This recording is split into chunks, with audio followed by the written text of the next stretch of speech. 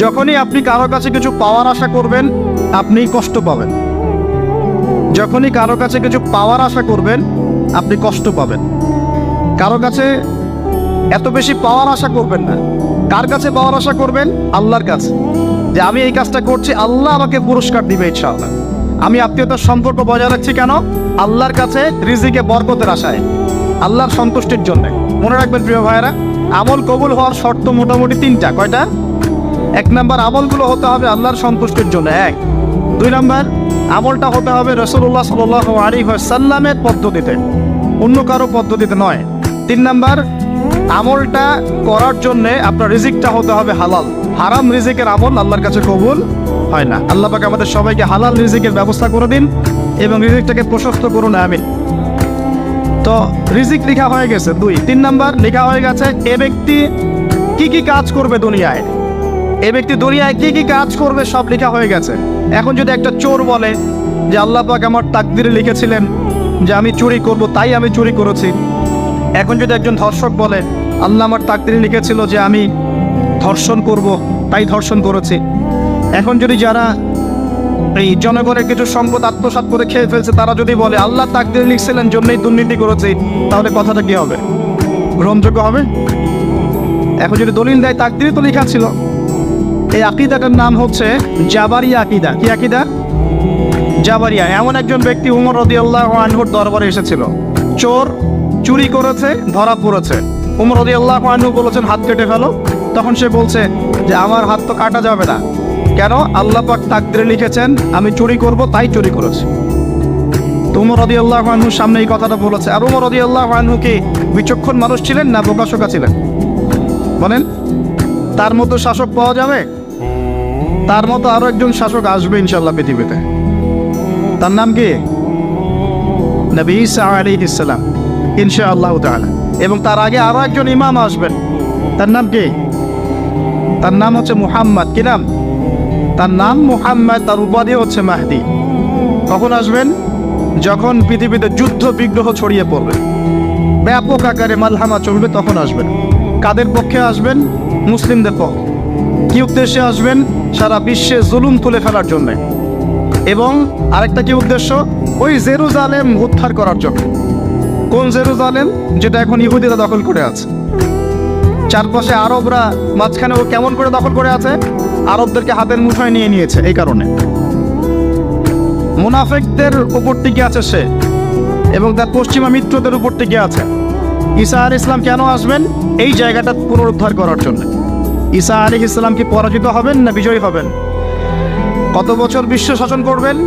40 বছর। এগুলো হবে বিশ্বে, এগুলো হওয়া এখনো বাকি আছে। আরো কি হবে? মুসলিমরা কনস্ট্যান্টিনোপল আবার জয় করবে। এই কনস্ট্যান্টিনোপলের মধ্যে ফিতনা দেখা দিবে অচিরেই। মুসলিমরা ওইটা আবার দখল করবে ইনশাআল্লাহ তাআলা।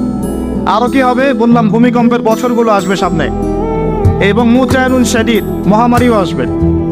আরো কি? বড় বড় 3টা ভূমিকম্প বাকি আছে এখনো। আগে বলেছি লেকচারে, একটা পৃথিবীর পূর্বে, একটা পশ্চিমে, একটা মাঝখানে। এগুলো এখনো বাকি আছে। বিশ্বে অনেক কিছু হওয়া এখনো বাকি আছে। এখন যা দেখছি এগুলোই স্বপ্ন। এগুলো চলে যাবে। সময় কি হবে? চলে যাবে। আরো নতুন সময় আসবে ইনশাআল্লাহ তাআলা। আমাদের দায়িত্ব কি? আমাদের দায়িত্ব পরিস্থিতি বুঝে দিন ধরে রাখা, আমল করা এবং মানুষকে দিনের দিকে আহ্বান করা। আমরা যদি দায়িত্ব পালন না করি তাহলে কি হবে? আল্লাহ পাক আমাদেরকে সরিয়ে দিয়ে নতুন কওম নিয়ে আসবেন। আল্লাহ পাক সূরা মুহাম্মাদে বলেছেন ওয়াইন তাতাওয়াল্লাও, তোমরা যদি মুখ ফিরিয়ে নাও, ইয়াস্তাবদিল কওমান গায়রাকুম, আল্লাহ পাক নতুন কওমকে তোমাদের জায়গায় স্থলাভিষিক্ত করবেন। সুম্মা লা ইয়াকুনু আমসালাকুম, তারা তোমাদের মতো হবে না, মানে আমাদের মতো অপদার্থ হবে না। তোমার বিজয়ের শর্ত কি? আল্লাহ সূরা মুহাম্মাদেই বলেছেন ইন তানসুরুল্লাহ ইয়ানসুরুকুম, তোমরা আল্লাহর দ্বীনকে সাহায্য করো, তবেই আল্লাহ তোমাদেরকে সাহায্য করবে। ওয়া ইউসাব্বিত আকদামাকুম, তোমাদের পা আল্লাহ দৃঢ় করে রাখবেন। আমরা আল্লাহকে সাহায্য না করলে আল্লাহ পাক আমাদেরকে সাহায্য করবেন না। সিম্পল। আল্লাহ পাক সূরা রাদের মধ্যে বলছেন ইন্নাল্লাহা লা ইউগাইয়িরু মা বিকওমিন হাত্তা ইউগাইয়িরু মা বিআনফুসিহিম, আল্লাহ পাক কোনো কওমের অবস্থা ততক্ষণ পরিবর্তন করেন না যতক্ষণ না সেই কওম তার নিজের অবস্থার পরিবর্তনের চেষ্টা করে। তাহলে আমাদের পরিবর্তন কেন হচ্ছে না? কারণ আমরা নামাজ ছেড়ে দিয়েছি। 90% মুসলিমের দেশে কত পার্সেন্ট নামাজ পড়ে চিন্তা করে দেখবেন। আমরা কোরআন ছেড়ে দিয়েছি। 90% মুসলিমের দেশে কত পার্সেন্ট বিশুদ্ধ করে কোরআন তেলাওয়াত করতে পারে একটু খোঁজ নিয়ে দেখবেন। কোরআন শুমারি করে দেখেন, নামাজ শুমারি করে দেখেন, তাহলে বুঝতে পার। আর যারা কোরআন পড়তে জানে তাদের মধ্যে কত পার্সেন্ট কোরআনের অর্থটা বোঝে, এটা আরো বড় বিষয়। তারপরে আবার কারা মেনে চলে, এটা আরো বড় বিষয়। আর আমরা কতজন মানুষ দিন ইসলামকে সামগ্রিক দিন হিসেবে মানি, এটাও একটা বড় বিষয়। আমরা মানি ঠিকই, আংশিক আংশিক। যেমন ইবাদত বন্দেগী জীবনে মুসলমান, অর্থনৈতিক জীবনে গিয়ে আবার সুদখোর, এমন না বিষয়টা? ইবাদত বন্দেগী জীবনে আমি পাক্কা মুসলিম, কপালে সেজদার দাগ আছে মাশাআল্লাহ, দাড়ি টুপিও আছে মাশাআল্লাহ, কিন্তু ব্যবসায় গিয়ে মাপে কম দিচ্ছি না, ব্যবসায় গিয়ে আমি আরাম ভেজাল দিচ্ছি কিনা, এরকম হচ্ছে কিনা? হচ্ছে। কিন্তু সে কিন্তু মুসলিম এবং নামাজও পড়ে। তা আমাদের সমস্যা ভাই এখানে। এখন এই সমস্যাটা সলভ করলে ইনশাল্লাহ সব সমস্যা সলভ হয়ে যাবে ইনশাল্লাহ। সমস্যাটা কি, আমরা ইসলামটাকে আংশিকভাবে মানি, পরিপূর্ণ জীবনে ইসলাম বাস্তবায়ন করতে পারছি না। আমি আপনি হয়তো কেউই পারছি না, ফখর করলে বলার নাই যে আমি খুব পারছি, আসলে আমিও পারছি না। কারণ এই যুগে এটা পারাটা খুব ডিফিকাল্ট। এই যুগে পারাটা কি খুবই কঠিন, কিন্তু এটাই তো এই যুগের চ্যালেঞ্জ। নবীজি বলেছেন তোমাদের সামনে এমন যুগ আসছে যে যুগে ঈমান ধরে রাখাটা হাতের মধ্যে আগুন ধরে রাখার মতো হবে। তবে সুসংবাদ ওই যুগে তাদের জন্য যারা আমার সুন্নতকে আবার জীবিত করতে পারবে, যে আমার মৃত সুন্নতকে জীবিত করবে। আল্লাহ পাক ভালোবাসেন কিনা? তাহলে এই পুরো মহাবিশ্ব সৃষ্টি করে আল্লাহ পাক কি মহাবিশ্বের মধ্যে ভালোবাসা ছড়িয়ে দেন নাই? আল্লাহ রাব্বুল আলামিন 6 দিনে মহাবিশ্ব সৃষ্টি করে মহাবিশ্বের সব জায়গায় যার যার কাজ তাকে বুঝিয়ে দিলেন। কোন গ্রহ কি কাজ করবে, কোন সৌরজগৎ কেমন করে চলবে, দুনিয়া কিভাবে ঘুরবে, সূর্য কিভাবে উঠবে, চাঁদ কিভাবে আসবে, কোন মাখলুক কি কাজ করবে, ফেরেশতাদের কাজ কি হবে, ইত্যাদি ইত্যাদি। আল্লাহ পাক সমস্ত কাজ বুঝিয়ে দিলেন। সূরা আলিফ লাম মিম সেজদা, হামিম সেজদার মধ্যে আছে, পড়ে দেখবেন। আল্লাহ পাক পুরো মহাবিশ্বের দায়িত্ব বন্টন করে দিলেন। এবার আল্লাহ রাব্বুল আলামিন কি করলেন শোনেন। আল্লাহ রাব্বুল আলামিন বলছেন, এই পুরো মাখলুক কায়নাত সৃষ্টি করার পর আল্লাহ পাক তার রহমতকে 100 ভাগে ভাগ করলেন। কত ভাগে?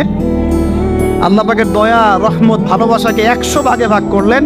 ভাগ করে মাত্র এক ভাগ আল্লাহ পাক পুরো মহাবিশ্বে ছড়িয়ে দিলেন, বলেন সুবহানাল্লাহ। বাকি 99 ভাগ রহমত আল্লাহ পাক তার কাছে রাখলেন। এই এক ভাগ ভালোবাসার কারণেই এই যে সন্তান কান্না করলে মায়ের বুক ফেটে যায়, সন্তান অসুস্থ হলে বাবার বুক ফেটে যায়, যেই বাবা সহজে চোখের পানি কাউকে দেখায় না, সেই বাবা জায়নামাজে দাঁড়িয়ে চোখের পানি ছাড়তে থাকে। এই এক ভাগ রহমতের কারণে আমরা দেখি যে রাস্তার কুকুর পর্যন্ত তার বাচ্চাকে চাটে, আদর করে, মহব্বত করে। এই এক ভাগ রহমতের কারণে আমরা আমাদের স্ত্রীদেরকে মহব্বত করি, স্ত্রীকে সুখে রাখার জন্য জীবনটা পর্যন্ত বিলিয়ে দেয়। সকাল থেকে রাত পর্যন্ত কোনো ক্ষেত্রে হারাম পথে যেতেও দ্বিধা করি না, স্ত্রী সন্তান সুখে থাক এই আশায়, তাই না ভাই? এই এক ভাগ রহমতের কারণে গাভী দেখবেন, গাভী তার বাচ্চাকে প্রসবের পর চাটে, গাটা চেটে পরিষ্কার করে দেয়। এই এক ভাগ রহমতে পুরো কায়নাত টিকে আছে। আর নবী সাল্লাল্লাহু আলাইহি ওয়াসাল্লাম বলছেন, বাকি 99% রহমত আল্লাহ পাক তার কাছে রেখেছেন। এই রহমত এবং ভালোবাসা দিয়ে আল্লাহ পাক কিয়ামতের মাঠে মানুষকে মাফ করবে ইনশাআল্লাহ। তার মানে বলে আল্লাহু আকবার, তার মানে আমরা আশা করতে পারি ইনশাআল্লাহ তাআলা আমরা আল্লাহর জান্নাত পাবো ইনশাআল্লাহ। পাবো কিনা? শুধু একটা কাজ যদি উম্মত করতে পারে জান্নাত পাবে। বলে দেবো কোনটা? অনেক কাজই আছে, কিন্তু স্পেশাল একটা কাজ, একটা। আল্লাহ রাব্বুল আলামিন মেরাজের রাতে তার নবীকে উঠিয়ে নিয়ে কাছে নিয়ে আসছেন, একদম কাছে, আর যে আরশের কাছাকাছি। নবী সাল্লাল্লাহু আলাইহি ওয়াসাল্লাম বলছেন, ওই সময় তার উপর 3টা স্পেশাল ওহী করা হয়েছে। কয়টা? 3টা। একটা হচ্ছে 50 ওয়াক্ত নামাজ। কত ওয়াক্ত? এটা কমতে কত ওয়াক্ত হয়েছে? 5 কেও কমানোর জন্য কোন নবী বলছিলেন? মুসা আলাইহিস সালাম বলছেন 5ও পারবে না, কমায় নিয়ে আসেন। 5ও যে পারবে না, মুসা আলাইহিস সালাম কেমন করে জানলেন? তার উম্মত 2 ওয়াক্ত নামাজ ফরজ। কয় ওয়াক্ত নামাজ ফরজ ছিল? ওই 2 ওয়াক্ত তার আদায় করতে পারে নাই। এই অভিজ্ঞতা থেকে তিনি বলেছেন যে আপনার উম্মত 5 ওয়াক্ত পারবে না। সত্যি না মিথ্যা কথাটা? আসলেই কি উম্মত 5 ওয়াক্ত নামাজ পড়তে পারছে? আচ্ছা, যাই হোক, আল্লাহ পাক আমাদেরকে পড়ার তৌফিক দান করুন। দ্বিতীয় ওহী হচ্ছে সূরা বাকারার শেষের 3টা আয়াত। কয় আয়াত? সূরা বাকারার শেষের 3 আয়াত। ওহী করেছেন কে?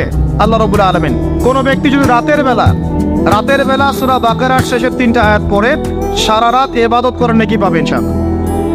আর 3 নাম্বারটা হচ্ছে স্পেশাল, সেটা হচ্ছে আল্লাহ পাক বলেছেন, হে মুহাম্মদ সাল্লাল্লাহু আলাইহি ওয়াসাল্লাম, বলেন সাল্লাল্লাহু আলাইহি ওয়াসাল্লাম, তোমার উম্মতের কোনো ব্যক্তি যদি আসমান জমিনের সমান গোনা নিয়ে আমার সামনে দাঁড়ায়, আসমান জমিন সমান গুনাহ নিয়ে আমার সামনে দাঁড়ায়, কিন্তু আমার সাথে শিরকের পাপ নাই, আমার সাথে কোনো শিরকের পাপ করে নাই, ইনশাআল্লাহ আমি আল্লাহ তার সামনে আসমান জমিন সমান ক্ষমা নিয়ে হাজির হব ইনশাআল্লাহ। তার মানে আমরা যদি ইনশাআল্লাহ তাআলা শিরকের পাপ থেকে দূরে থাকতে পারি, ইনশাআল্লাহ আশা করা যায় আমরা আল্লাহর সন্তুষ্টি পাবো ইনশাআল্লাহ। এরপর আল্লাহ রাব্বুল আলামিন কি করলেন? আল্লাহ রাব্বুল আলামিন পুরো মহাবিশ্ব সৃষ্টি করে সব দায়িত্ব ভাগ করে দিলেন। ভাগ করে দেওয়ার পরে আল্লাহ পাক জান্নাত জাহান্নাম সৃষ্টি করেছেন কিনা? আচ্ছা, জান্নাত এবং জাহান্নাম কার কার জন্য সৃষ্টি করেছেন বলেন? জিন আর মানুষ। আচ্ছা, এখন জান্নাতের চেয়ে কি শান্তির কোনো জায়গা আছে?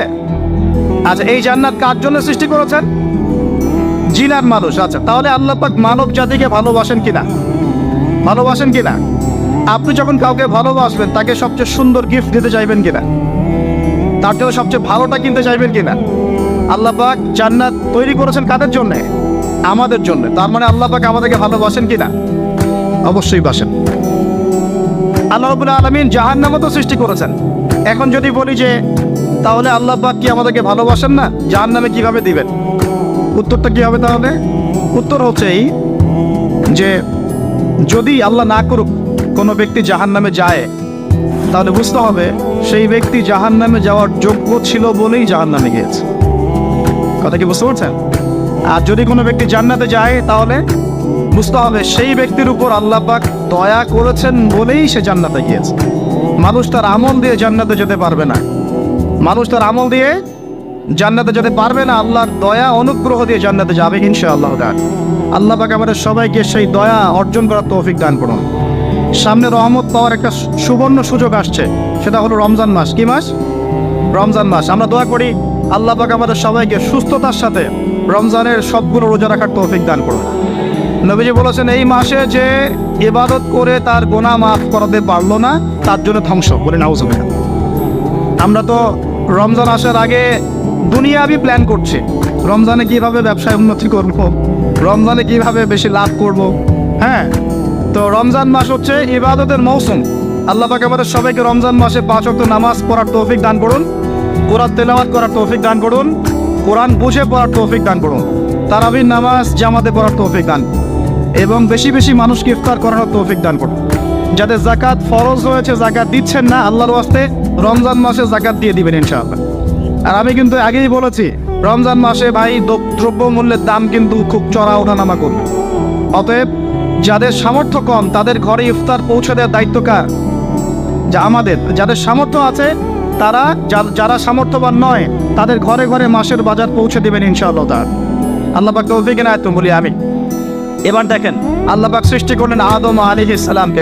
তাকে এর আগে আল্লাহ পাক জিন জাতি সৃষ্টি করেছেন, আমি ওইদিকে যাচ্ছি না, আমি মানুষের কথা বলছি। আদম আলাইহিস সালামকে আল্লাহ পাক কেমন করে সৃষ্টি করেছেন? আল্লাহ পাক সূরা সাদের মধ্যে বলেছেন যে খলাকতু বিয়াদাই, খলাকতু বিয়াদাই, আমি আদমকে আমার হাত দিয়ে সৃষ্টি করেছি। কি দিয়ে? হাত দিয়ে। এটা কি ভালোবাসার বহিঃপ্রকাশ নয়? কিছু যুবক আল্লাহর কাছে দোয়া করেছিল। কি দোয়া করেছিল? রব্বানা, হে আমাদের প্রতিপালক, আতিনা মিন লাদুনকা রাহমা, আমাদেরকে আপনার পক্ষ থেকে রহমত দান করুন, ওয়া হাইয়িনা মিন আমরিনা রাশাদা, এবং আপনার পক্ষ থেকে আমাদের সমস্ত কাজগুলোকে আপনি গুছিয়ে দিন।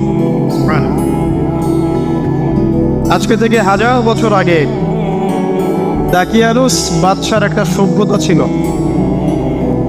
এই বাদশা ছিল তৎকালীন সময়কার একজন জালেম শাসক। সে তার রাজ্যে শিরক প্রতিষ্ঠা করেছিল, আল্লাহ রাব্বুল আলামিনের তাওহীদকে উঠিয়ে দিয়েছিল। সে তার রাজ্যে নবী সাল্লাল্লাহু আলাইহি ওয়াসাল্লাম, তৎকালীন সময়কার যে নবী আলাইহিস সালাম, তার সুন্নাহকে উঠিয়ে দিয়ে নিজের মন গড়া আদর্শ বাস্তবায়ন করেছিল দাকিয়ানুস বাদশা। তো সেই বাদশার অধীনে থাকা 8 জন বা 9 জন উচ্চ পদস্থ কর্মকর্তার সন্তানকে আল্লাহ পাক হেদায়েত দান করেন এবং তারাই ইতিহাসে আসহাবুল কাহফ হিসেবে পরিচিত আছেন। এই 7 জন বা 9 জন যুবক উচ্চ পদস্থ কর্মকর্তার সন্তান ছিলেন। তারা তাওহীদকে চিনতে শিখলেন, আল্লাহ রাব্বুল আলামিনকে চিনতে শিখলেন, শিরকের সাথে তাওহীদের আপোষ করলেন না, সুন্নতের সাথে চলমান জাহিলিয়াতের আপোষ করলেন না। এর ফলশ্রুতিতে তাদের উপর নির্যাতন নেমে আসলো। রাজা তাদেরকে 3 দিন সময় দিলেন। 3 দিনের মধ্যে যদি তোমরা তোমাদের ধর্ম ত্যাগ না করেছো তাহলে তোমাদেরকে মৃত্যুদণ্ড দেওয়া হবে। তো সেই 7 জন বা 9 জন যুবক ওই রাষ্ট্রের মধ্যে কোনো অরাজকতা সৃষ্টি করলো না, বরং তারা সাইলেন্টলি সেই রাষ্ট্র থেকে চলে গেল। সেই ফিতনাপূর্ণ জাহেলি পরিবেশ থেকে নিজেরা আস্তে করে সরে গেল, সেখানে কোনো রকম ফাসাদ সৃষ্টি করলো না। যাওয়ার সময় তারা একটা কুকুরকে সাথে নিয়েছিল, যেই কুকুর বছরের পর বছর তাদেরকে পাহারা দিয়েছে গুহার মধ্যে। চলতি পথে একটা গুহায় তার আশ্রয় নিয়েছিল, যে গুহার মধ্যে তারা ঘুমিয়ে পড়ে এবং আল্লাহ রাব্বুল আলামিন 309 বছর পর তাদের ঘুম ভাঙান। 309 বছর পর যখন ঘুম ভাঙলো, তারা ক্ষুধার্ত ছিলেন, একে অপরকে জিজ্ঞাসা করছিলেন যে কেম লাবিসতুম, তোমরা কতদিন ঘুমিয়েছ? একজন বলছিল লাবিসনা ইয়াওমান আও বা'দা ইয়াওম, আমরা হয় একদিন ঘুমিয়েছি বা একদিনের কিছু অংশ ঘুমিয়েছি। যাই হোক, তারা ক্ষুধার্ত ছিলেন, তাদের পকেটের মধ্যে কিছু মুদ্রা ছিল, আর সেই মুদ্রা বর্তমান সময় চলমান মুদ্রার মতো ছিল না। বর্তমান সময়ে যে চলমান যে মুদ্রাগুলো আছে, যেখানে গোল্ড এবং সিলভারের কোনো অনুপ্রবেশ নাই, যদিও বা কোরআন এবং সুন্নায় গোল্ড এবং সিলভারের কয়েনের কথা আছে, তবে পশ্চিমা সভ্যতা এটাকে হারাম করে দিয়েছে।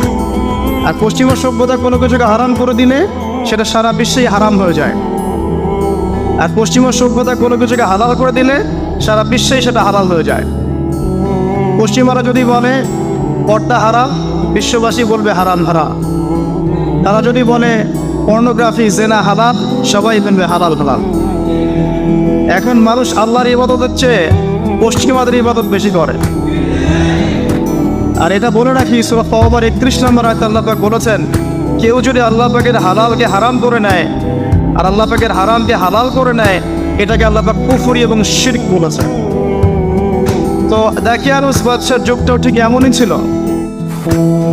তো তারা যখন সেই মুদ্রাগুলো নিয়ে বাজারে গেল খাবার কেনার জন্যে, তখন তাদেরকে অ্যারেস্ট করা হলো। কি অভিযোগে? অভিযোগটা হচ্ছে যে তারা গুপ্তধন পেয়েছে, এই অভিযোগে। কিন্তু বাস্তবিক অর্থে তারা কোনো গুপ্তধন পায় নাই। তারা বলছিল আমরা গতকাল মাত্র এখান থেকে বের হয়েছি, আজকে রাতটা এই গুহায় আশ্রয় নিয়েছিলাম, এতটুকু তারা বলছে। যাই হোক, তথ্য প্রমাণ যাচাই করে দেখা গেল যে তারা যে ঘুমিয়েছিল এতে প্রায় 309 বছর অতিবাহিত হয়ে গেছে। এবং এখন যে বাদশা ক্ষমতায় আছে, সে আলহামদুলিল্লাহ একজন তাওহীদপন্থী মানুষ। সে আল্লাহকে বিশ্বাস করে, নবী রাসূলকে বিশ্বাস করে, আল্লাহ পাকের ঐশী গ্রন্থকেও বিশ্বাস করে। তবে ওই সমাজের মানুষ একটা বিষয়কে বিশ্বাস করে না, সেটা হলো মৃত্যুর পর পুনরুত্থান, রিজারেকশন যেটা আমরা বলি, মৃত্যুর পর পুনরুত্থান, এই বিষয়টাকে তারা স্বীকার করে। আল্লাহ রাব্বুল আলামিন মাত্র 9 জন যুবকের মধ্য দিয়ে পুরো একটা নেশনকে শিক্ষা দিলেন যে মৃত্যুর পর পুনরুত্থান সত্য। যে আল্লাহ রাব্বুল আলামিন 309 বছর ঘুম পাড়িয়ে রেখে জীবিত করতে পারেন, নিঃসন্দেহে সে আল্লাহ রাব্বুল আলামিন লক্ষ কোটি মানুষকে 1000 বছর পরেও জীবিত করতে পারবেন ইনশাআল্লাহ। এতে করে ওই পুরো সমাজটাই তাওহীদপন্থী হয়ে গেল আলহামদুলিল্লাহ। এই হলো আসহাবুল কাহফের ঘটনা, খুব সংক্ষিপ্ত করে বললাম। এই আসহাবুল কাহফ তারা কিন্তু উচ্চ পদস্থ কর্মকর্তার সন্তান ছিলেন এবং তারা ছিলেন যুবক। তারা কেউ কাউকে চিনতেন না, কিন্তু আল্লাহ পাক তাদের মধ্যে একটা হৃদয়ের বন্ধন দিয়ে দিয়েছিলেন। এবং তারা ওই রাষ্ট্রে কোনো ফাসাদ সৃষ্টি করেন নাই, কোনো অরাজকতা সৃষ্টি করে নাই, তারা ভাঙচুর করে নাই, তারা হরতাল করে নাই, অবরোধ করে নাই, কিচ্ছু করে নাই। তারা তাওহীদের দাওয়াত দিয়েছে, মানুষ কবুল করে নাই। তাদেরকে আলটিমেটাম দেওয়া হয়েছে, দিন পরিবর্তন করো, না হলে তোমাদেরকে মৃত্যুদণ্ড দেওয়া হবে। তারা আসছে করে সেখান থেকে চলে গিয়েছে। জাহেলিয়াত থেকে টোটালি ডিসকানেক্ট হয়ে গেছে। এরপর আল্লাহ পাক তাদেরকে এমন একটা ঘটনা ঘটালেন যাতে করে পুরো একটা সভ্যতা হেদায়েত পেয়ে গেল, আলহামদুলিল্লাহ। শুধু তাই নয়, এই ঘটনা কোরআনে থাকবে আর কোরআন কিয়ামত পর্যন্ত থাকবে ইনশাআল্লাহ। যত মানুষ কোরআন তেলাওয়াত করবে ইনশাআল্লাহ সবাই এই ঘটনার আলোকে হেদায়েত পাবে ইনশাআল্লাহ। তো দেখুন, অল্প কিছু মানুষকে দিয়ে আল্লাহ পাক বড় কমিউনিটিকে হেদায়েত দিতে পারে। তাদের দোয়াটা আমরা সবাই করি আজকে। তারা দোয়া করেছিল, রব্বানা আতিনা মিন লাদুনকা রাহমা ওয়া হাইয়্ লানা মিন আমরিনা রাশাদা। ঠিক একই যুগ আবারও এসেছে ঘুরে ফিরে, সময় পরিবর্তন হতে থাকে। আমরা একটা কথা বলি, ইতিহাস পড়তে গিয়ে পড়াতে গিয়ে, যে হিস্ট্রি রিপিটস ইটসেলফ। আমরা বলি যে ইতিহাস নিজেই নিজের পুনরাবৃত্তি ঘটায়। ঠিক ওর অনেক ঘটনা ঘটেছিল নমরুদের সময়ও। নবী ইব্রাহিম আলাইহিস সালাম তাওহীদপন্থী, নমরুদ তাওহীদপন্থী নয়। সে মনে করে যে সেই হচ্ছে এই পুরো মহাবিশ্বের রব। আল্লাহ রাব্বুল আলামিন ইব্রাহিম আলাইহিস সালামের মাধ্যমে তাকে তাওহীদের দাওয়াত পৌঁছালেন, সে কবুল করলো না। আল্লাহ রাব্বুল আলামিন সামান্য যে বলে মশা, ক্ষুদ্র একটা মশা দিয়ে নমরুদকে শেষ করে দিলেন। আল্লাহ পাক সব করতে পারেন। ইতিহাস এভাবেই পুনরাবৃত্তি ঘটিয়েছে আদ এবং সামুদ জাতির ক্ষেত্রেও। আদ জাতির লোকের অনেক লম্বা লম্বা ছিল, ফিজিক্যালি অনেক স্ট্রংলি বিল্ড। তারা পাহাড় কেটে বাড়িঘর নির্মাণ করত। সামুদ জাতীয় ঠিক এরকমই ছিল, তারা পাহাড় পর্বত কেটে বাড়ি নির্মাণ করত। আল্লাহ রাব্বুল আলামিন হুদ আলাইহিস সালামকে পাঠালেন, সালেহ আলাইহিস সালামকে পাঠালেন দাওয়াত দেওয়ার জন্য। তারা দাওয়াতি কাজ করলেন, কম দাওয়াত গ্রহণ করলো না। ইল্লা কালিলাম মিনহুম, অল্প কিছু মানুষ ইসলাম কবুল করলো, বাকিরা বেশিরভাগই করলো না। আল্লাহ রাব্বুল আলামিন এই বিশাল কওমটাকে, যারা বলতো মান আশাদ্দু মিন্না কুওয়া, আমাদের চেয়ে শক্তিশালী আর কে আছে, তারা এই কথা বলতো। কোরআন এই কথা বলছে, কোরআন বলছে তারা বলতো মান আশাদ্দু মিন্না কুওয়া, আমাদের চেয়ে শক্তিশালী আর কে আছে। এখন এই স্লোগানগুলো আমরা ওয়ার্ল্ড অ্যাফেয়ার্স ঘাটলে দেখতে পারি না? বিভিন্ন পরাশক্তি বলছে আমাদের চেয়ে শ্রেষ্ঠ আর শক্তিশালী কে আছে। এই কথাটাই বলেছিল আদ এবং সামুদ জাতি। আল্লাহ পাক এদেরকে এমনভাবে ধ্বংস করেছেন যেন খেজুর গাছ উপড়ে ফেললে যেমন করে পড়ে থাকে, আদ জাতির লোকরা বাড়ির মধ্যে এভাবে পড়েছে। মাত্র 6 দিন এবং 7 রাতের মধ্যে আল্লাহ পাক আদ জাতিকে ধ্বংস করেছে। আর সামুদ জাতিকে আল্লাহ পাক ধ্বংস করেছেন বজ্রপাত দিয়ে, প্রচন্ড বজ্রপাত দিয়ে। মুহূর্তে একটা কম শেষ। আল্লাহ পাক সব করতে পারেন। ইতিহাস এভাবেই পুনরাবৃত্তি ঘটিয়েছে। ফিরআউনের যুগে চলে যান, মূসা আলাইহিস সালাম একই দাওয়াত দিয়েছেন আল্লাহ রাব্বুল আলামিন। আল্লাহ পাকের পক্ষ থেকে তাওহীদ দিয়ে তিনি ফিরআউনকে দাওয়াত দিয়েছেন যে লা ইলাহা ইল্লাল্লাহ, আল্লাহ ছাড়া কোনো ইলাহ নাই। আল্লাহ রাব্বুল আলামিন চিরঞ্জীব, চিরস্থায়ী, তার কাছে আত্মসমর্পণ করো। ফিরআউন বলেছিল আনা রাব্বুকুমুল আ'লা, আমি তোমাদের মহান রব। নাউযুবিল্লাহ। সে বলেছিল মা উরিকুম ইল্লা মা আরা, আমি যা ভালো মনে করি তাই তো তোমাদেরকে বলি। ওয়া মা আহদিকুম ইল্লা সাবিলার রাশাদ, এবং আমি তোমাদেরকে শুধু সৎপথ দেখাই। ফিরআউন এই কথা বলেছে। সে বলেছিল যে মা আলিমতু লাকুম মিন ইলাহিন গায়রি, আমি তো জানি না যে আমি ছাড়া তোমাদের কোনো ইলাহ আছে। আল্লাহ রাব্বুল আলামিন সবর করেছেন, সময় দিয়েছেন, একটার পর একটা গজব দিয়েছেন। কখনো উকুন নাজিল করেছেন, কখনো রক্ত নাজিল করেছেন, কখনো প্লেগ, কখনো ব্যাং, কখনো ফড়িং, এরকম করে 9টা আযাব আল্লাহ পাক ফিরআউনকে দিয়েছেন, তার কওমকে দিয়েছেন। সর্বশেষ আল্লাহ রাব্বুল আলামিন লোহিত সাগরে সদল বলে ফিরআউনকে ডুবিয়ে মেরেছেন। ডুবে মারার সময় ফিরআউন বলেছিল যে আমানতু বিরব্বি হারুন ওয়া মূসা, আমি এখন হারুন এবং মূসার রবের প্রতি ঈমান আনলাম। ডুবে মরার সময় ফিরআউন এই কথাটা বলেছিল। তখন আল্লাহ রাব্বুল আলামিন বলেছেন আলান, এখন লাকাদ আসাইতা মিন ক্বাবল, এর পূর্বে তুমি বিরুদ্ধাচরণ করেছো। আল ইয়াউমা নুনাজ্জিকা বিবাদানিক, আজকে আমি তোমার বাদান মানে তোমার দেহটাকে সংরক্ষণ করব, প্রিজার্ভ করব। কি জন্য প্রিজার্ভ করবেন? মিউজিয়ামে রেখে দেওয়ার জন্য? মিশরের মিউজিয়ামে রেখে দেওয়ার জন্য? কি কারণে প্রিজার্ভ? লিতাকুনা লিমান খালফাকা আয়া, তোমার পরবর্তীতে যারা আসবে পৃথিবীতে ওদের সবার জন্য তুমি নিদর্শন হয়ে থাকবে। এই কারণে তো ফিরআউনের পরে তো হাজার হাজার বছর চলে গেল, এবং এই হাজার বছরে আমরা দেখেছি আরো হাজারটা ফেরাউন এসেছে পৃথিবীতে। তাদের সবার জন্য এই ফেরাউনের মমিটা ছিল কি? নিদর্শন। কে আল্লাহ নিদর্শনের পরোয়া করে? আল্লাহ পাকে নিদর্শনের কে পরোয়া করে? আমাদের কনসেপ্ট এখন এমন, ইন হিয়া ইল্লা হায়াতুনা দুনিয়া, এই দুনিয়ার জীবনটাই আমাদের হায়াত। নামুতু ওয়া নাহইয়া, আমরা এখানেই বাঁচি, এখানেই মরি। ওয়া মা নাহনু বিমাবউসিন, আর আমাদেরকে পুনরুত্থিত করা হবে না। কোনো মানুষ যদি পরকালীন কনসেপ্ট লালন করে চলে, সেই মানুষ কি বেনামাজি থাকতে পারে কিনা?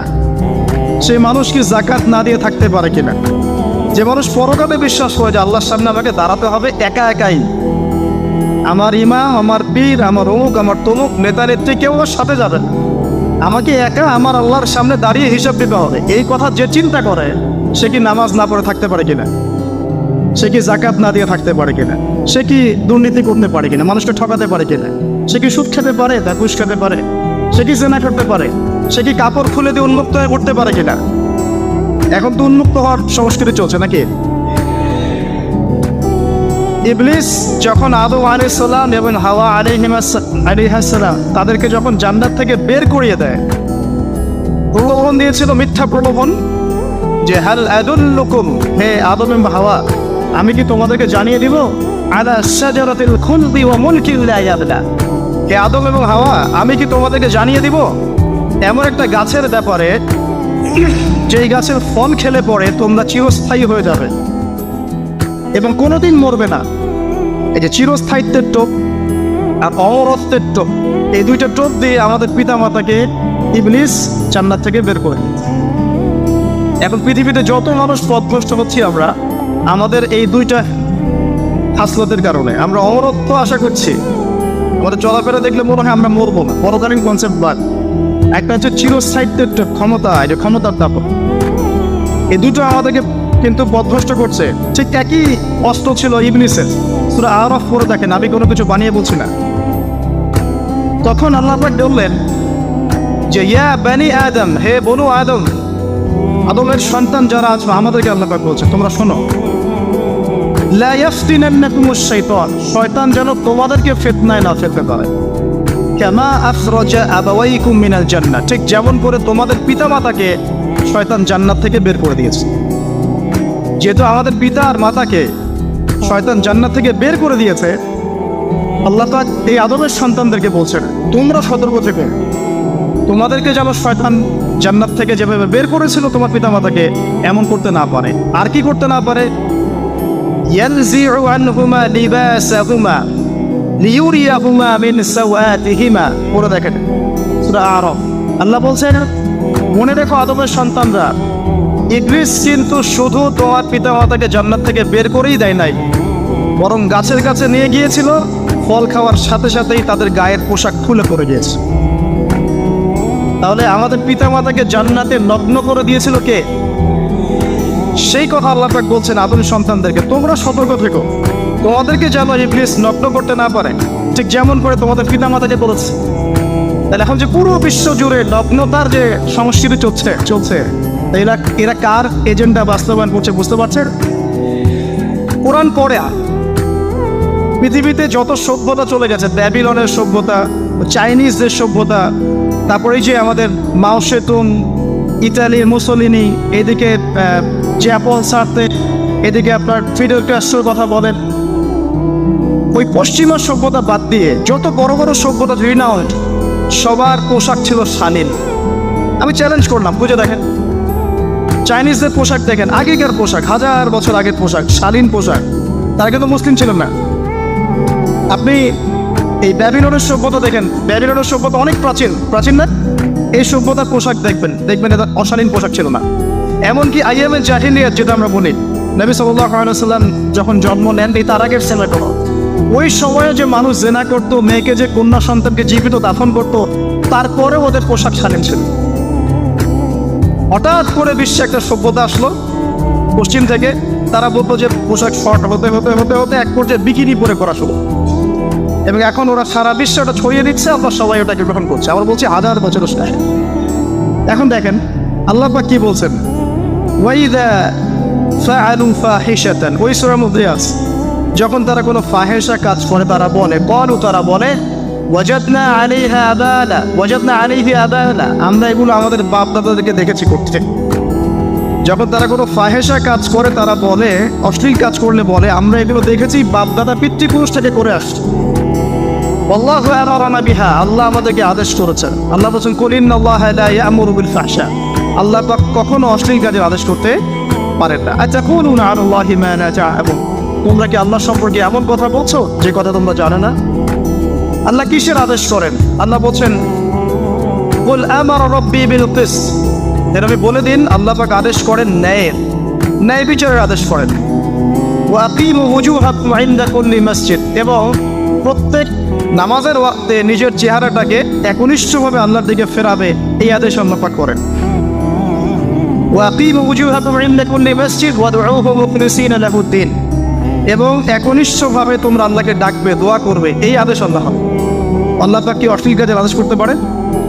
ইতিহাস পড়ে দেখেন, আমি নিজে হিস্ট্রির ছাত্র, আপনি পড়ে দেখবেন, পুরো ঐতিহাসিক পটভূমি পড়ে দেখবেন, মানুষ এই ঊনবিংশ শতাব্দী আসার আগে এত অশ্লীল ছিল না।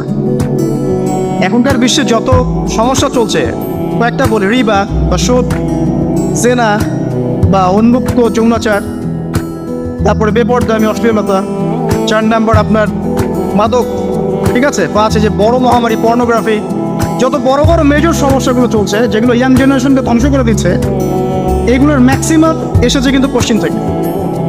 খেয়াল করে দেখবেন, এগুলো কিন্তু বাংলাদেশ থেকে আসে নাই, আসছে ভারত থেকে আসছে, পাকিস্তান থেকে আসছে, সাবকন্টিনেন্ট থেকে আসে নাই, এগুলো দেখবেন একটা নির্দিষ্ট জায়গা থেকে আসছে। তো এই কারণে আমাদের সতর্ক দৃষ্টি রাখতে হবে যে বস্তুবাদী উন্নয়ন সব কিছু নয়। হ্যাঁ, আমরা জিডিপি বাড়ালাম, ইন্ডাস্ট্রিজ গড়লাম, মঙ্গলে চলে গেলাম, চাঁদে গেলাম, ওকে ফাইন, এগুলোর কেউ বিরোধিতা করবে না, এটা ভালো, নেশনকে এগিয়ে নিতে হবে, এটাই এডুকেট, তারও নয়, এবং এডুকেটেই করতে হবে, কিন্তু নৈতিকতার বিসর্জন দিয়ে নয়। নৈতিকতার বিসর্জন দিয়ে ধর্ম থেকে দূরে চলে এসে নাস্তিকতায় বিশ্বাসী হয়ে আল্লাহকে বাদ দিয়ে, রাসূলকে বাদ দিয়ে এই বস্তুবাদী উন্নয়ন আমাদের পরকালকে বাঁচাতে পারবে না। তো পরকালকে বাঁচিয়ে রেখে আমার দুনিয়াকে উন্নয়ন করতে হবে, এবং দুনিয়ার উন্নয়নটা অবশ্যই জরুরি। সারা বিশ্ব যখন এগিয়ে যাচ্ছে, আমরা কেন পিছিয়ে থাকবো? আমি তো এটাও বলি যে এটা অনেক মাদ্রাসার লাইনে যারা আছেন তারা আমার সাথে একটু বিরোধিতা করেন এই বিষয়ে, কিন্তু আমি নিজেই বলি, বিশাল আগুন, এই আগুনটা মানব জাতিকে হাসরের মাঠের দিকে তাড়িয়ে নিয়ে যাবে। এই 10টা আলামত না আসা পর্যন্ত কিয়ামত হবে না। অতএব আপনি এখন রিল্যাক্সে নাকে তেল দিয়ে ঘুমান, নাকি ভাই? এই 10টা আলামত না আসা পর্যন্ত কিয়ামত হচ্ছে না, তবে এই 10টা আলামত আসার পটভূমি কিন্তু তৈরি হয়ে যাচ্ছে, এটা আমাদের খেয়াল করতে হবে। আচ্ছা আসেন, এই যে শুআয়ব আলাইহিস সালামের কওমকে যে ভূমিকম্প দিয়ে ধ্বংস করা হলো, এই ভূমিকম্প কখন আসে? আল্লাহ পাক বলছেন তার রাসূলের মাধ্যমে, যখন সমাজের মধ্যে পাপ বেড়ে যাবে, অশ্লীলতা বেড়ে যাবে, মানুষ মাদককে হালাল মনে করা শুরু করবে, জেনাকে হালাল মনে করা শুরু করবে, এবং এই যে বেপরদামি বেড়ে যাবে, তখন সমাজের মধ্যে ভূমিকম্প দেখা দিবে, ভূমিধস দেখা দিবে। গান বাজনা, বাদ্যযন্ত্রকে মানুষ হালাল মনে করা শুরু করবে, তখন এগুলো আসবে। তো এগুলো কি আসার বাকি আছে? এখন কি মনে হচ্ছে? আল্লাহ পাক আমাদেরকে হেফাজত করুন, আমিন। বাঁচার উপায় কি? ওই যে বললাম, রব্বানা বলেন, আতিনা মিন লাদুনকা রাহমা ওয়া হাইয়্ লানা মিন আমরিনা রাশাদা। এভাবেই ইতিহাস নিজেকে পুনরাবৃত্তি ঘটিয়েছে। কওমে লূত, মনে আছে? লূত আলাইহিস সালামের কওম, ইব্রাহিম আলাইহিস সালামের ভাতিজা ছিলেন লূত আলাইহিস সালাম। তাকে আল্লাহ পাক একটা কওমকে দাওয়াত দেওয়ার জন্য পাঠালেন, যেই কওম এমন পাপ করছে যেই পাপ ইতিহাসে কেউ কখনো করে নাই। ওই কওমের আগ পর্যন্ত পৃথিবীতে কেউই এই পাপটা কখনো করে নাই। কি পাপ? কে বলতে পারবেন? সমকামিতা। কি পাপ? সমকামিতা। এখন তো অ্যাভেলেবল দেখছি আমরা, এখন আর অ্যাভেলেবল দেখছি না, ছেলে ছেলে বিয়ে করছে, মেয়ে মেয়ে বিয়ে করছে, এবং বড় বড় কান্ট্রিজ যেগুলো আছে, আমেরিকা, ব্রিটেন, অস্ট্রেলিয়া, কানাডা, সব জায়গায় এগুলো হালাল, পুরো হালাল। স্বাধীনতা, বাক স্বাধীনতা। আপনি চাইলে একটা মেয়েকেও বিয়ে করতে পারেন, ছেলেকেও করতে পারেন। আবার কোরআনে বলেছে ছেলে ছেলে সমকামীর কথা, কিন্তু এই যুগে এসে আমরা দেখছি মেয়ে মেয়েও সমকামী। সুবহানাল্লাহ। এবং এটা আমাদের দেশে ছড়িয়ে পড়ছে, এটা কিন্তু অ্যালার্মিং একটা বিষয়। আমরা সবাই বাইরে ভালো মানুষের মুখোশ ধরে আছে ঠিকই, কিন্তু ভিতরে ভিতরে সমাজ এগুলো চলছে। এগুলোকে যদি এখনই আমরা এটাকে ডিফেন্ড করতে না পারি, তাহলে কিন্তু সমস্যা। আগামীতে দেখা যাবে যে আমাদের পরিবারের মধ্যে এগুলো ঢুকে যাচ্ছে, নাউজুবিল্লাহ। একটা জরিপ বলছে যে 20 থেকে 30 জন মানুষের মধ্যে একজন মনে করে যে সমকামিতা ভালো জিনিস, বা এটা একটা স্বাধীনতা। আপনি কেমব্রিজ অক্সফোর্ডের ডিকশনারি ঘাটলে দেখবেন সেখানে আগে বলা হতো যে এটা একটা মানসিক রোগ। আপনি 10 বছর আগের ডাটা দেখেন আর 10 বছর পরের ডাটা দেখেন, এখন আপনাকে বলা হবে এটা একটা বাক স্বাধীনতা। আগে বলা হতো মানসিক রোগ। তো এই কম ছিল কওমে লূত, আল্লাহ পাক এদেরকে এমনভাবে ধ্বংস করেছেন যেভাবে পৃথিবীতে কোনো কওমকে আল্লাহ পাক ধ্বংস করেন, কাউকে না। কিভাবে? আল্লাহ পাক দুইজন ফেরেশতা পাঠিয়েছিলেন, জিবরাইল আলাইহিস সালাম এবং মিকাইল আলাইহিস সালাম। তাদেরকে সুন্দর যুবকের আকৃতিতে পাঠিয়েছেন, সুন্দর সুন্দর যুবক। ধর্ষকের কোনো ধর্ম নাই, সে হিন্দু মুসলিম নাকি বৌদ্ধ খ্রিস্টান না আলেম জালেম, এগুলো ধর্ম দেখার সময় নাই।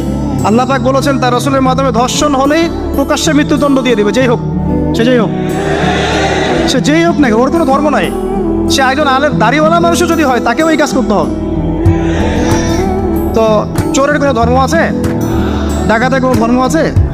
তো মিডিয়া আবার টেকনিক্যালি দেখবেন ওইটাকে হাইলাইট করবে বেশি, বিকজ এখানে একটা সুযোগ আছে ইসলামকে ডমিনেট করার জন্য। কিন্তু সেম ঘটনা কিন্তু অনেক বড় বড় সেকুলার প্রতিষ্ঠানে ঘটেছে, ওগুলো কিন্তু আমরা হাইলাইট করতে দেখি না। এটা আমরা বুঝি ইন্টেনশনটা কি। তবে এখানে একটা বিষয় ক্লিয়ার করতে হবে যে পাপী যেই করুক তাকেই শাস্তির আওতায় আনতে হবে। আল্লাহ পাক তৌফিক এনায়েত করুন বোঝার। এখন এমন একটা সময় চলছে বাচ্চারাও এগুলো থেকে নিরাপদ না। 5 বছরের মেয়ে, 7 বছরের মেয়ে, কয়দিন আগে দেখলাম যে 2 বছরের মেয়ে, নাউজুবিল্লাহ, তার সাথেও নাকি এরকম ঘটনা ঘটেছে, এবং উত্তরবঙ্গেরই ঘটনা এগুলা। আর এগুলো শহরের চেয়ে এখন গ্রামে বেশি হচ্ছে। কারণ কি জানেন? গ্রামে তো আগে মানুষ এই উন্মুক্ত পোশাক আশাক দেখতো না খুব বেশি। এখন যখন পর্ন চলে আসছে হাতে, বাসায় সব এগুলো দেখছে, তখন গ্রামে দেখবেন ধর্ষণ বাড়ছে না? এটা নিয়ে আমি আলাদা লেকচার দিয়েছি যে কতগুলো ধর্ষণ হয়েছে এই পর্যন্ত। এই বছরই লাস্ট এই বছরই দেখবেন রিপোর্টেড 1337টা রেপের ঘটনা ঘটেছে এই বাংলাদেশেই। অ্যালার্মিং বিষয়। আর আমেরিকাতে প্রতি 6 জনে একজন রেপ হয়, আর রেপের রাজধানী হচ্ছে সাউথ আফ্রিকা, ওখানে প্রতি 3 জনে একজন রেপ হয়। তো এইগুলো কিভাবে হচ্ছে? Only because of pornography crime. এটা যদি এখনো বন্ধ করতে না পারা যায়, আগামী ভবিষ্যৎ খুব খারাপ হবে। যেখানে সেখানে মানুষ জেনা করবে, যাকে তাকে রেপ করবে, দেখে নিয়ে। বিকজ এটা ভিতর থেকে মানুষকে পশু বানিয়ে দিচ্ছে। আমরা জানি এর পিছনে একটা বড় ইন্ডাস্ট্রি কাজ করে, যারা সারা বিশ্বে প্রায় $98 বিলিয়ন ব্যবসা করে পর্ন দিয়ে। শুধু আমেরিকায় ব্যবসা করে $12 বিলিয়ন সারা বিশ্বে। $12 বিলিয়ন বোঝেন? $1 বিলিয়ন কত কোটি বোঝেন? $100 কোটি। বিশাল একটা ইন্ডাস্ট্রি আছে, এর পিছনে টাকা কাজ করে, টাকা, অনলি টাকা। আর এখানে যা দেখানো হয় সবই ফেক, এগুলো কোনোটাই সত্য না। এটা শুধু একটা অভিনয়, আর কিচ্ছু না। তো এটা দিয়ে পুরো স্পেশালি মুসলিম যুবকদের ভিতরে এমন একটা পশুত্ব ঢুকিয়ে দেওয়া হয়েছে যে জেনা, ধর্ষণ, বেহায়াপনা এগুলো বাড়তেই আছে দিন দিন। এটা না কমানো গেলে এবং আইনের সুশাসন নিশ্চিত করা না গেলে ধর্ষণ কমবে না, জেনা কমবে না, ইফতিজিও কমবে না, মেয়েদের অধিকার হওয়ার আদায় করা সম্ভব হবে না। এটা আমার মত। বাকিটা আপনারা ভেবে দেখেন। আপনারা অনেক বিজ্ঞ মানুষ আছেন, ভেবে দেখেন কি করলে এগুলো কমবে। যদি না ভাবি, আল্লাহ পাক কি করবেন জানেন? একটা হাদিস বলি খালি। যায়েনব বিনতে জাহাশ রাদিয়াল্লাহু আনহা তিনি বলছেন, ইয়া রাসূলুল্লাহ সাল্লাল্লাহু আলাইহি ওয়াসাল্লাম, আনুহলিকু ওয়া ফিনা সালিহুন, আমাদের মধ্যে সৎ লোক থাকা অবস্থাতেও কি আমরা ধ্বংস হয়ে যাব? আমাদের মধ্যে সৎ যে অনেক ব্যক্তি আছে তারা থাকলেও কি আমরা ধ্বংস হয়ে যাব? নবীজি বলছেন, নাম, হ্যাঁ তোমরা ধ্বংস হবে। ইযা কাসরাতিল খাবাস, যখন নোংরামি, অশ্লীলতা, বেহায়াপনা বাড়তে থাকবে, আলেম জালেম সব ধ্বংস হবে। তা আমরা আমাদের স্বার্থেই কথাগুলো বলবো, কারণ আমরা যদি এগুলোকে প্রতিহত করতে না পারি তাহলে আমাদের বাড়িতেও এই ফিতনা ঢুকে আসবে না? আসবে। দেখে নিয়েন। আল্লাহ পাক বোঝার তৌফিক এনায়েত করুন, আমিন।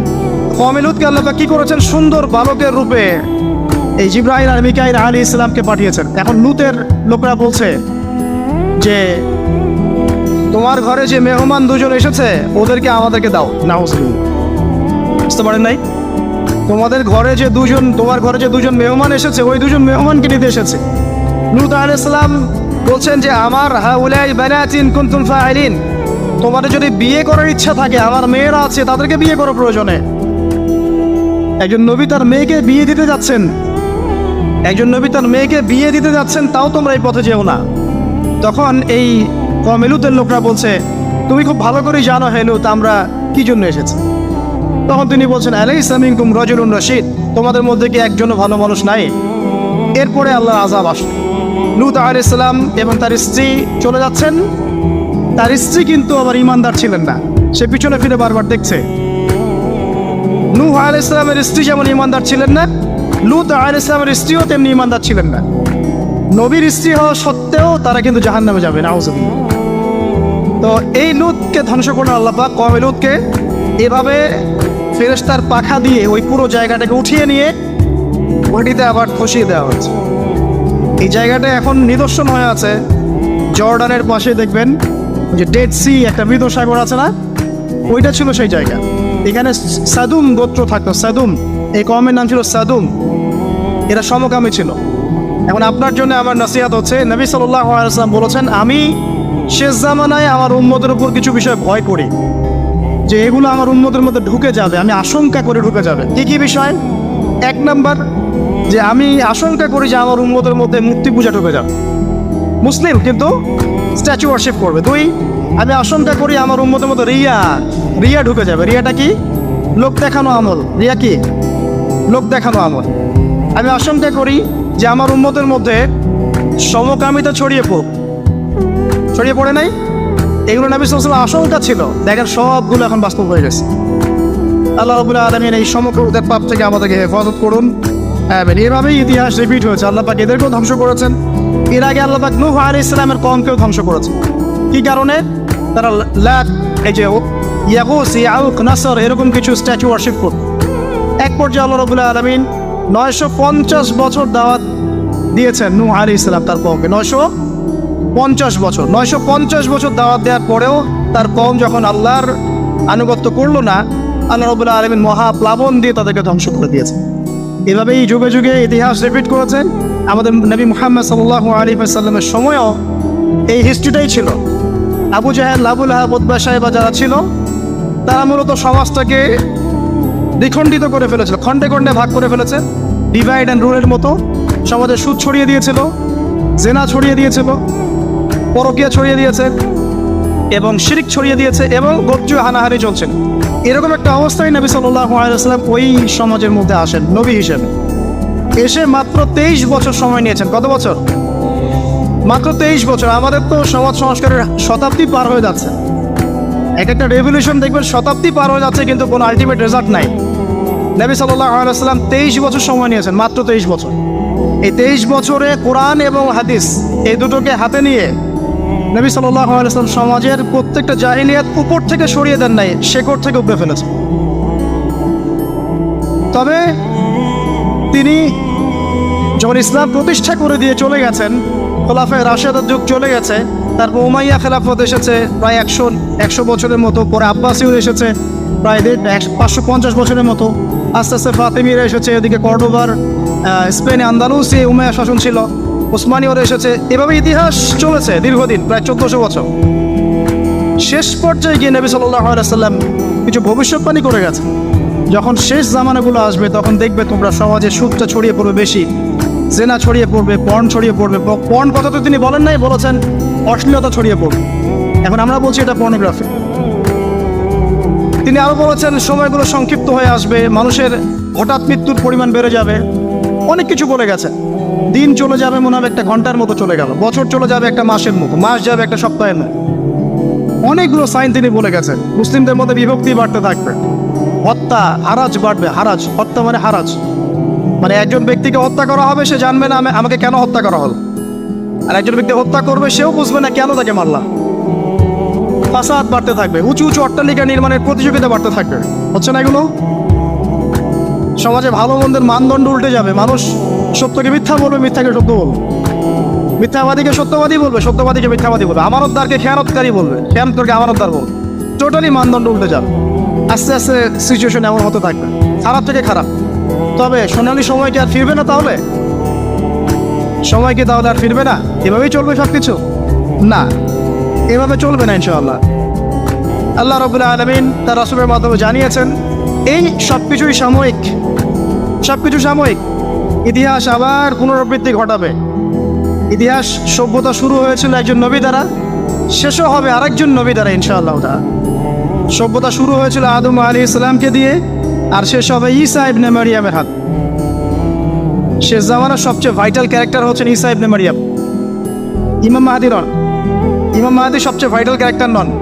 সবচেয়ে ভাইটাল ক্যারেক্টার হচ্ছে ঈসা ইবনে মারিয়াম। তিনি প্যালেস্টাইন জেরুজালেম থেকে পুরো ওয়ার্ল্ডে ইসলামিক খেলাফা রিস্টোর করবেন ইনশাআল্লাহ তাআলা। এবং তিনি নতুন কোনো শরীয়ত নিয়ে আসবেন না, নতুন কোনো ধর্ম নিয়ে আসবেন না, বরং তিনি এসে বরং ক্রুশ ভেঙে ফেলবেন। শুয়োরের মাংস যেটা, এটাকে একদম টোটালি হারাম করে ফেলবেন। জিজিয়া যে ট্যাক্সটা আছে এটাকে উঠিয়ে দিবেন। এবং তিনি 40 ইয়ার্স, হাদিসে এসেছে 40 বছর তিনি এই পৃথিবীতে থাকবেন। কত বছর? 40 বছর। ওই সময় সম্পর্কে এমন কথা এসেছে যে যাকাত নেয়ার জন্য একটা মানুষ খুঁজে পাওয়া যাবে না। আসতে কতদিন এটা আমরা বলতে পারবো না, এটা আল্লাহ পাক জানেন, আল্লাহ জানেন। এটা কতদিন এটা আমরা বলতে পারবো না, এটা বলার অধিকারও আমাদের নাই, বিকজ এটা গায়েবের বিষয়। আলামাতগুলো আস্তে আস্তে আস্তে আস্তে ওইদিকে যাচ্ছে। এখন তিনি আজকেই আসুন আর কালকেই আসুন, ইমাম মাহদি আজই আসুক আর কালই আসুক, আপনার আমার দায়িত্ব চেঞ্জ হবে না। দায়িত্ব কি চেঞ্জ হবে? খুব সংক্ষেপে 2 মিনিট সময় নিচ্ছি যে আমরা যে কোনো সিচুয়েশনেই আমাদের দায়িত্বটা কি আসে। 1 নম্বর কথা হচ্ছে ভাই যে বড় পরিসরে চিন্তা বাদ দিয়ে আগে ছোট পরিসরে আসেন। নিজের ব্যক্তি জীবনে আগে ইসলাম প্রতিষ্ঠা করেন। নিজে আগে পড়াশোনা করি, দিনের জ্ঞান অর্জন করেন, পড়াশোনা করেন, যে লাইনেই পড়াশোনা করছেন করেন, কিন্তু ইসলামটাকে, ইসলামের ফরজ ওয়াজিব সুন্নত মুস্তাহাবগুলো শেখেন। ডাক্তার ইঞ্জিনিয়ার হওয়ার কোনো আপত্তি নাই, বড় পলিটিশিয়ান হন, ইকোনমিস্ট হন, কোনো আপত্তি নাই, বাট ইসলামের বেসিক নলেজটা অর্জন না করে মৃত্যুবরণ করেন না আল্লাহর রাস্তায়। 2 নম্বর, কোরআনকে সময় দেন, কোরআনটাকে স্টাডি করেন, হাদিসটা স্টাডি করেন। আল্লাহ পাক তৌফিক দান করুন, আমিন। এরপরে আমল বাড়িয়ে দেন, আমলটা বাড়ায় দেন। এখন সময় থাক 100 বছর, 500 বছর বা 2 বছর, আমল বাড়ায় দেন। আপনার আমল আপনার সাথেই, কেউ কারো কবরে যাবে যাবেন। অতএব আমল বাড়িয়ে দেওয়ার চেষ্টা করি, আল্লাহ পাক তৌফিক দান করুন। আমল বাড়ানোর সবচেয়ে সেরা পদ্ধতি হচ্ছে রাসূল সাল্লাল্লাহু আলাইহি ওয়াসাল্লামের সুন্নাহ মতো জীবন গড়া, নবীর সুন্নাহ মতো জীবন গড়া। প্রত্যেকটা কাজ রাসূল সাল্লাল্লাহু আলাইহি ওয়াসাল্লামের সুন্নাহ মতো করেন, ইনশাআল্লাহ প্রতিটা কাজই নেকি হবে ইনশাআল্লাহ। আর কি বাড়াবো? আদর্শ পরিবার। এটা বারবার আমি একটা কথা বলি যে আদর্শ পরিবারের কোনো বিকল্প নাই। পারিবারিক আদর্শ, পারিবারিক মূল্যবোধ সবচেয়ে বড় শিক্ষা। এই শিক্ষাটা অন্য জায়গায় আপনি পাবেন না। সো পারিবারিক আদর্শটা ঠিক করার চেষ্টা করি আমরা। আমাদের বাচ্চাদের প্রতি সচেতন হই, কার সাথে মিশছে, কি করছে, ওদেরকে ডিভাইস এডিক্টেড হতে দিয়েন না। এত সহজেই স্মার্টফোন ওদের হাতে তুলে দিয়েন না। বাসায় ছোট ছোট মেয়েদের ব্যাপারেও সচেতন হন, তাদের ব্যাপারেও খেয়াল রাখেন, তাদেরকে নিরাপত্তায় রাখেন। পর্দা, এটা তো বলতেই হবে, এটার কোনো বিকল্প নাই। যে যাই বলুক না কেন, আপনার ইজ্জত সম্মান আপনার কাছেই, এর কোনো বিকল্প নাই। রাসূল সাল্লাল্লাহু আলাইহি ওয়াসাল্লাম এবং আল্লাহর বিরুদ্ধাচরণ করে আপনি প্রগতি অর্জন করতে পারবেন না, আপনি উন্নতি অর্জন করতে পারবেন। পারতে পারেন, সেটা বস্তুবাদী, পরকালে এর কোনো অস্তিত্ব থাকবে? থাকবে না। আর কি করতে পারি আমরা? আমরা হালাল অর্থনীতি সার্চ করতে পারি। হারামে যারা যারা আছে আজকে তওবা করি, আজকের এই লেকচার যাদের কানে যাবে, আমরা দোয়া করি আল্লাহ পাক সবাইকে হারাম রিজিক থেকে ফিরিয়ে নিয়ে আসুন। আমি বারবার একটা কথা বলি ভাই, আপনার আমল নামায় যতটুকু রিজিক আছে এর একটা দানা না খেয়ে আপনি মৃত্যুবরণ করবেন না, আপনার মৌত হবে না। এখন আপনার রিজিকটা আপনি কি অবৈধ পথে চাচ্ছেন না বৈধ পথে চাচ্ছেন, এটা আপনার ডিসিশন। আপনি যদি বৈধ পথে চান, ওই পরিমাণ রিজিক আপনাকে খাওয়াবেন আল্লাহ পাক, তারপর মৃত্যুবরণ করবেন। আর যদি অবৈধ পথে চান, সেটাই খাওয়াবেন, খাওয়াই মৃত্যুবরণ করবেন। আপনি ডিসিশন নেন কোন দিকে যাবেন। আর রিজিকের মালিক আল্লাহ আমরা খালি মুখে বলি, মনে কিন্তু বিশ্বাস করি না। মনে যদি বিশ্বাস করতাম তাহলে আমরা কিন্তু কখনো সুদের ধার ধারতাম না, আমরা ঘুষ দুর্নীতি করতাম না। কারণ আমরা করছি কেন? মনে করছি যে আমি এটা করলে রিজিক বাড়বে। আর আপনি যাদের জন্য এই কাজগুলো করছেন, আপনার স্ত্রী, আপনার সন্তান, আপনার পরবর্তী প্রজন্ম, 40 দিন সময় নেবেন আপনাকে বলে যেতে।